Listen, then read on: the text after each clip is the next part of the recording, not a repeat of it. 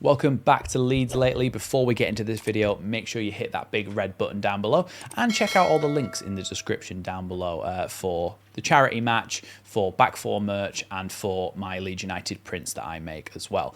Today's video is going to be about Matteas Fernandez, who Leeds have been linked with a move for. Now, Matteas Fernandez spent last season at Southampton after he transferred from Sporting Lisbon in the summer of 2024. In a Southampton side that really struggled and got relegated, he was a little bit of a shining light for them. He was a great signing and would be available supposedly for around £25 million. Now, on Transfermarkt, he's valued at around 15 million euros, but even with Southampton going down, with the season he had in the Premier League and who he got noticed by, you can certainly imagine that they will say, we want at least 25 million for him. Mateus Fernandez is only 20 years old. He plays as a central midfielder, can play in the number 8 and can play a bit further forward as well in the number 10, so he can kind of cover both of those roles if needed. Mateus Fernandez played 36 times in the Premier League, scored 2 goals and got 4 assists, so he's able to get forward, not only score a couple of goals, but create some chances as well whilst playing in that number 8 role, which for Leeds would be actually more like playing in a number 6 role, but I do think it would still suit him because at times Leeds are going to need a number 8 to kind of come next to Ethan Ampadu or Altanaka and be that kind of box-to-box midfielder. So I think Mateus Fernandez does tick a lot of boxes for Leeds United. Now, Mateus Fernandez has been noticed as well, apparently, by Aston Villa and West Ham, I think was the other one. Look, if those two teams do come knocking and they are serious about it, there is a chance that he goes to them. Let's just get that out of the way before we get into the video. There is a chance that he goes to them. Now, 2 things to take into account. At the stages he is in his career, his next move is pretty important. He's going to get relegated. He's been relegated with Southampton, so he can't play in the Championship. He's too good for it.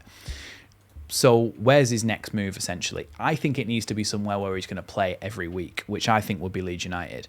The reason for that is because he's going to play his next move is going to be into his mid-20s when he's just kind of coming into his prime. His next move after that is based on how well he does in this current move. So I think that if he's playing in a team like Leeds where he is going to be getting a game every week, I think that probably gives him the best chance for his career.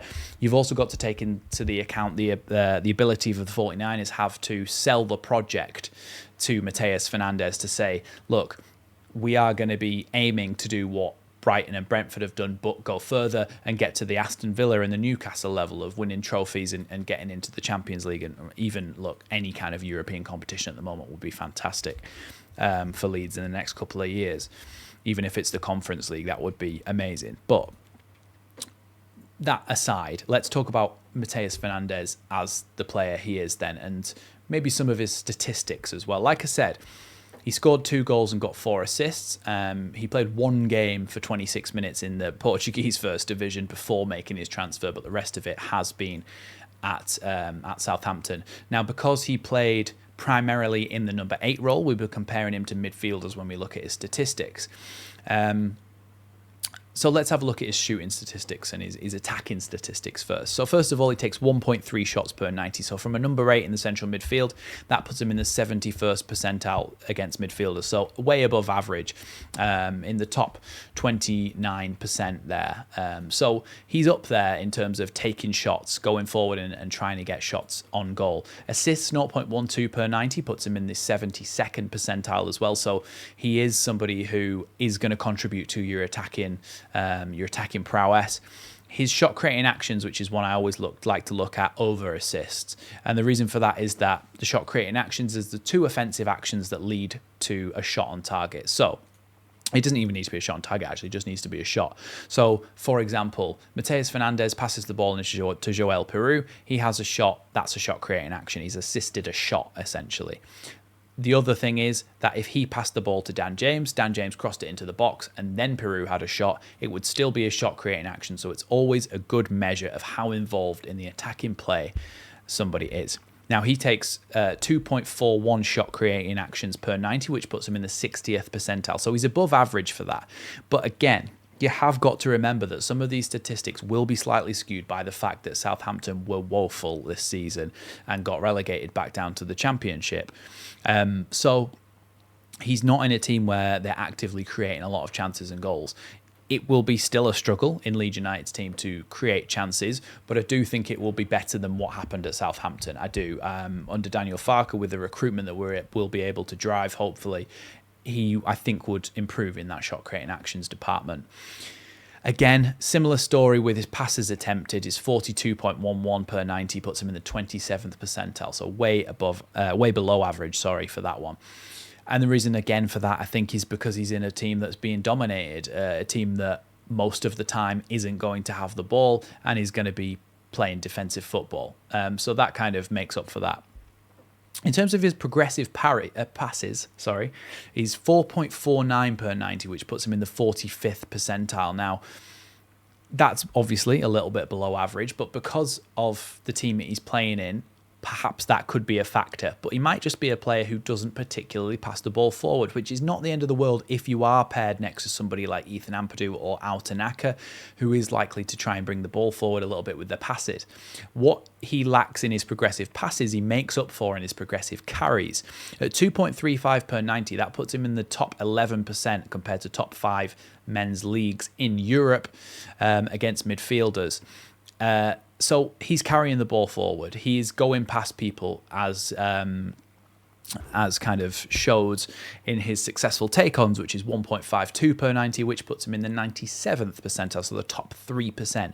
He likes to carry the ball forward and likes to go past players when he does, and he's good at it. So that's a good thing to note as well, because sometimes you need a player in situations like Leeds might be in, where you're under the cosh, where he will carry the ball forward and he'll get you out of danger, get you out of harm's way. So there's that. There's also his ability to kind of be in the final third and be available for passes.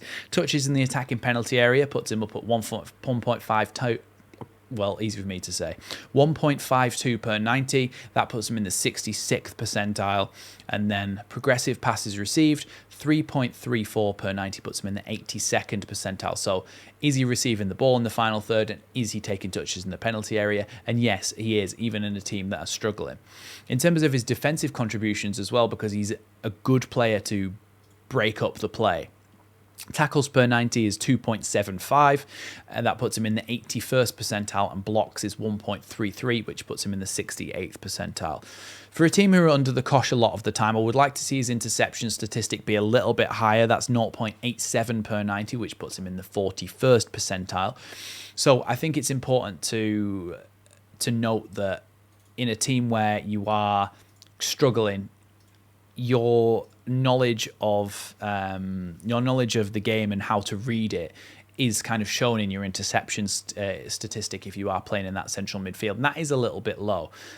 So maybe that's something to worry about a little bit in terms of his positioning, which can hurt you. Clearances and aerials as well are pretty low as well. When we have a look at similar players to Matteas Fernandez in the last 365 days, based on those statistics that we've just gone through, there isn't a massive amount who are household names. If you've been watching the Premier League, you'll know the Swedish midfielder Yasin Ayari from Brighton. There's also Suat Serdar from Hellas Verona, the German midfielder. Elliot Anderson as well from Nottingham Forest, but not a lot of household names in there. But I do think that Mateus Fernandes is somebody who would be a fantastic signing for Leeds. He's only 20 years old, so his value would be absolutely protected by signing him for £25 million. And he truly could be the next Moise Caicedo. He could be the next Romeo Lavia as well. So keep an eye out for Mateus Fernandes. Like I say, maybe we don't need to give up completely on signings like this, because we have got a lot of pull. Thanks for watching Leeds lately, and I'll see you in the next one.